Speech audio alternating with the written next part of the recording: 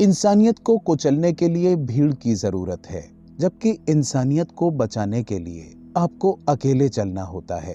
भीड़ आपको अकेला छोड़ देती है। फरवरी 1992, अयोध्या का मोहल्ला खिड़की अली बेग, यहाँ रहने वाले मोहम्मद शरीफ का बेटा रईस सुल्तानपुर गया था।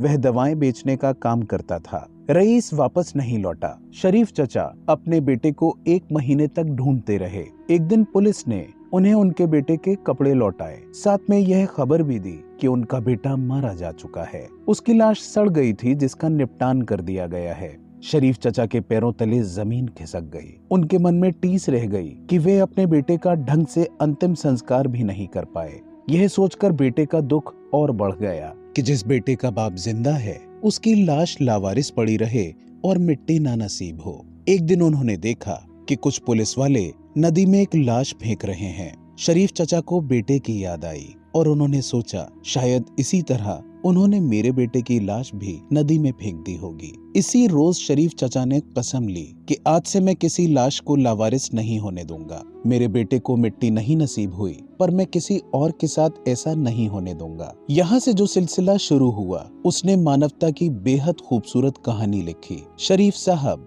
तब से चुपचाप तमाम हिंदुओं और मुसलमानों को कंधा दे रहे हैं। शरीफ चचा पेशे से साइकिल मैकेनिक थे, लेकिन वे इंसानियत और प्रेम के मैकेनिक बन बैठे। तब से अस्पतालों में, सड़कों पर, थाने में, मेले में, जहां कहीं कोई लावारिस लाश पाई जाती, शरीफ चचा के हवाले कर दी जाती। वे उसे अपने कंधे पर उठाते हैं, नहलाते धुलाते हैं और बाइज्जत उसे धरती माँ के हवाले कर देते हैं। मरने वाला हिंदू हुआ तो हिंदू रीति से, और मरने वाला अगर मुस्लिम हुआ तो मुस्लिम रीति से।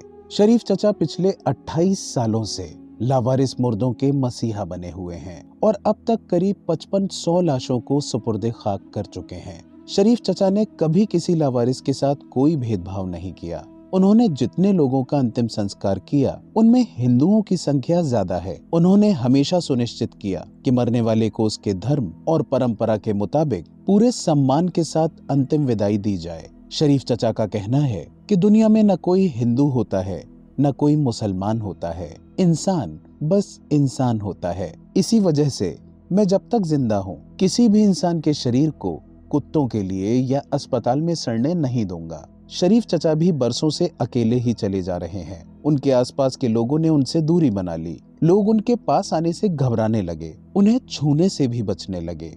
लोगों ने करीब करीब उनका बहिष्कार कर दिया। परिवार वालों ने भी कहा कि तुम पागल हो गए हो, मगर शरीफ चचा ने हार नहीं मानी। भारत सरकार ने उन्हें पद्मश्री पुरस्कार से नवाजा। ऐसे समय में जब राज सिंहासन जहर उगलता घूम रहा है, आपको शरीफ चचा के बारे में जानने और वैसी इंसानियत को अपने अंदर उतारने की जरूरत है। हिंदुस्तान की राजनीति जिस भी दिशा में बहे या माहौल किसी भी पक्ष में हो, मगर शरीफ चचा लावारिस हिंदुओं और मुसलमानों को समान भाव से कंधा देते रहेंगे। अरमान टॉकीज सैल्यूट्स शरीफ चचा for being the noble face of humanity.